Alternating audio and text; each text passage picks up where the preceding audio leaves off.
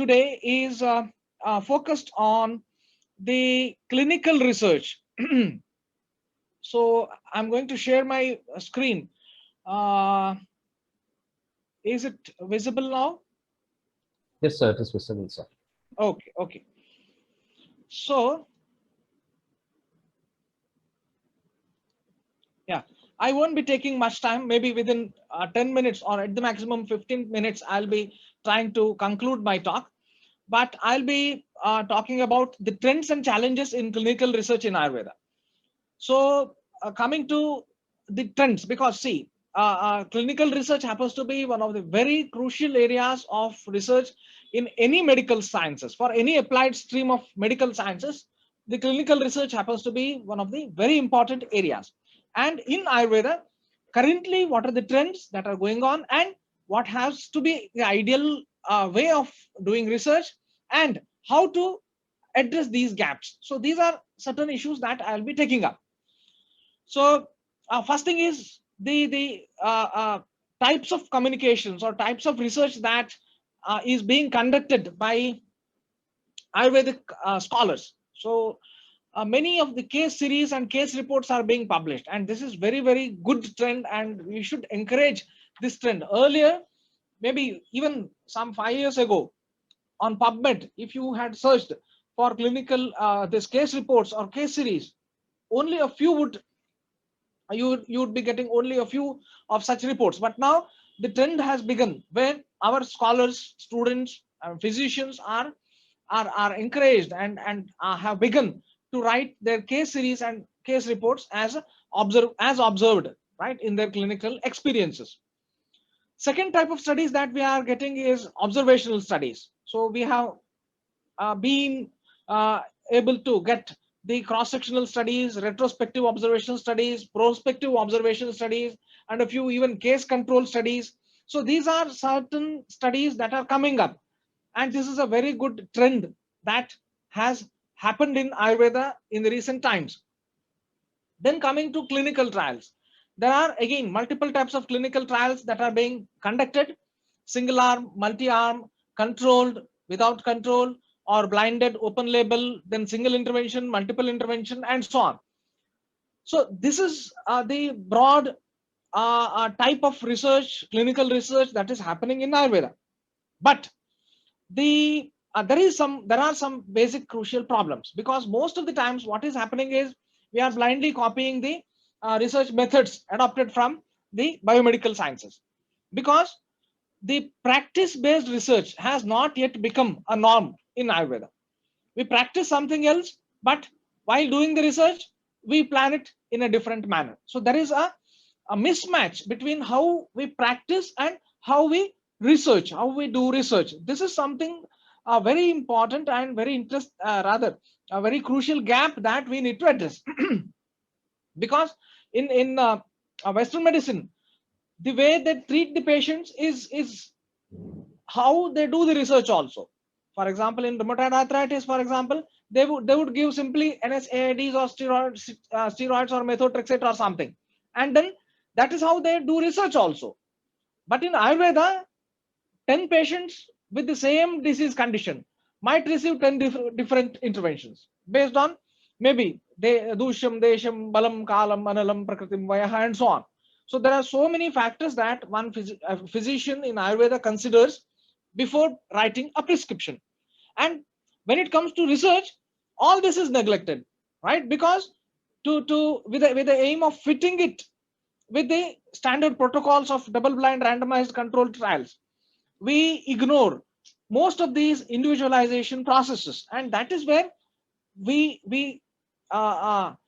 do injustice to Ayurveda. So these are some common limitations. So individualized approach, we are unable to incorporate it when it comes to clinical research. This is one important aspect. Second is there is a gap between practice and research that I just mentioned, and then reproducibility.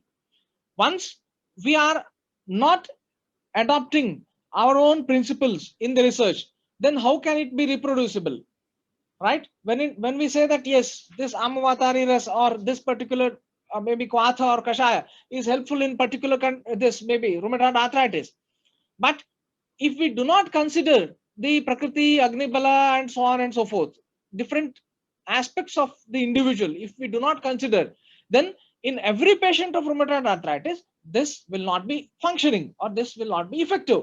So this is something very important. And then the impact. Though there is a lot of clinical research happening, if you study, maybe go through the Google Scholar, you will find thousands of papers. But when you search for PubMed, you get only a limited number of papers published. Why? Because we are not publishing our research with good journals. This is something very, very important. Then the benefit of publishing may be there for researchers, may be there for academicians. Maybe we will have one more paper when we publish the research. But from the point of view of public health or practitioners' point of view, many of this research is not reproducible. And that is where we fail, right? For example, I'll show a few results. For example, see, on PubMed, if you search for whole system trials in Ayurveda, there are only a handful of papers where the whole system trials have been conducted, where the individualization may be based on Prakriti, Dosha, Ritu, Satmya, and so on. So all these has been considered. So only 14 results are there. Similarly, observational studies, only 25 observational studies I could get on PubMed. Only 75 or so papers are there, which are case reports, right? So even clinical trials, only 154 or so, maybe a few more, maybe 200 at the maximum. So again, this is a challenge that we are facing. Most of our clinical research papers are published in non-index journals, and such publications, they totally go unrecognized and unnoticed. If we do not publish with good journals, all efforts will go waste. Now, the major research partners, when we come to the major research partners in the Ayurvedic research, clinical research, these are the types of partners that we have. Academic institutions, many of the MD students or PhD students, they do a lot of clinical trials or clinical studies, right? But most of such research happens without any funding.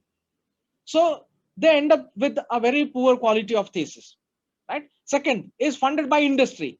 When the industry funds the clinical research, they have got their own conflict of interest. They want positive results to be published, and then they have got a conflict of interest when they fund, and then they try to promote the proprietary formulations than promoting the classical Ayurvedic formulations. This is a huge challenge that we need to address immediately. This needs immediate attention of all policymakers, because the classical Ayurveda formulations, they can be manufactured by any pharmacy, right? There is no much of benefit if one works on does a research on classical Ayurvedic formulations. Hence, most of the pharmaceutical industries, they go for some proprietary and patent medicines. So this is something, a very important challenge that we need to address. Then funded by research councils or departments.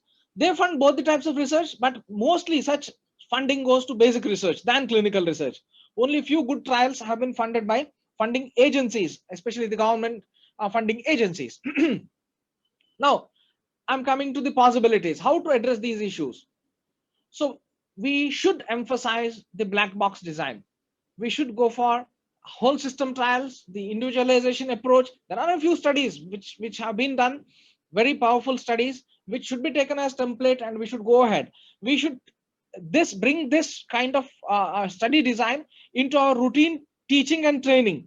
In MD or PhD thesis also, we should encourage doing whole system trials, so that the actual practice, how it is done in practical situation and how it is done in clinical research situation, there should not be much of this mismatch. So to reduce the mismatch, we have to encourage the academicians to take up whole system trials. Then N of 1 trials. Take one patient as one trial, right? There are good protocols that have been evolved to do good research using only one patient. So one group may be comprised of single patient. That is also possible. right? Then large observational studies, which we need to do, and which is often easier than doing clinical trials, right? Many of the times observational studies are cheaper, they do not require a lot of funding, but sometimes they can give very strong evidence. Similarly, longitudinal cohort studies, maybe smaller cohorts you can take, but longitudinal trials or longitudinal studies, they will give a lot of insights. For example, I'll quote Framingham Heart Study. This is a long-term ongoing cardiovascular cohort study of residents of the city of Framingham, Massachusetts. The study began in 1948, right? The study began in 1948 and it is still ongoing. See, this is how long-term plans are to be made. This is how visionaries, they look at the future, right? So originally only 5,000 and odd patients were, the people were registered in the trial from a particular city. And now at this day, whatever knowledge we have regarding the heart disease, such as the effects of diet, effect of exercise, the common medications, maybe such as aspirin, right? All such information, the basic information is based on this longitudinal study. So one longitudinal study can give lot of information regarding one disease. So this is where we need to focus upon, and we need to plan such studies in Ayurveda. Similarly, British doctors study.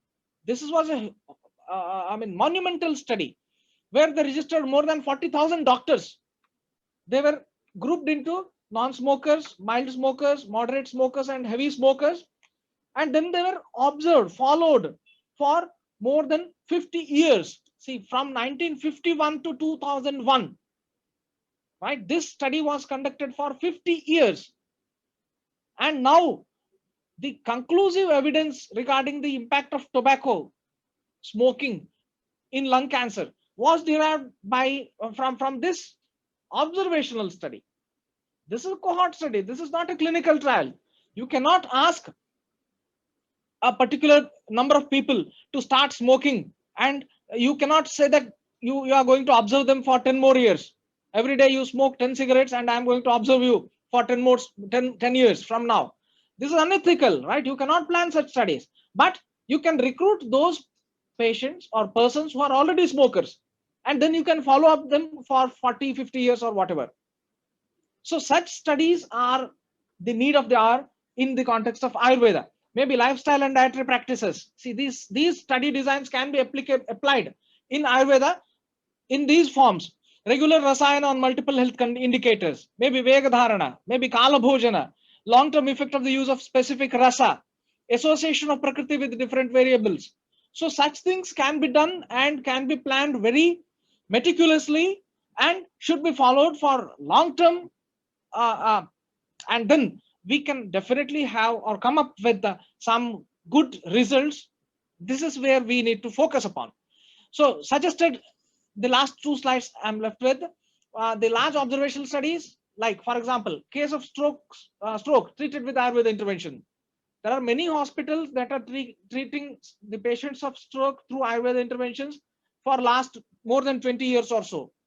And now many of such hospitals might have around maybe 5,000 or 10,000 patients of stroke. Okay, so why don't we do a retrospective analysis and see what is happening and what effect did Ayurvedic intervention had, right? So such things can be done easily by looking into the past records. Similarly, cases of maybe rheumatoid arthritis treated with Ayurveda intervention. There are thousands of patients of rheumatoid arthritis being treated by Ayurvedic interventions day in and day out in the entire country. There are thousands of patients being treated. We don't have any a mechanism to collate this data and to look into the past records so that we can come up with a very good retrospective observation studies, and even prospective can also be planned. And then I would recommend that we should go for pre-planned whole system trials, which become reproducible. Otherwise, several times what happens with whole system trials is that they do not become reproducible, right? So to make them reproducible, so identify the particular interventions and then prepare a flow chart. For example, in Prameha, maybe divide the patient into Sula and Krisha.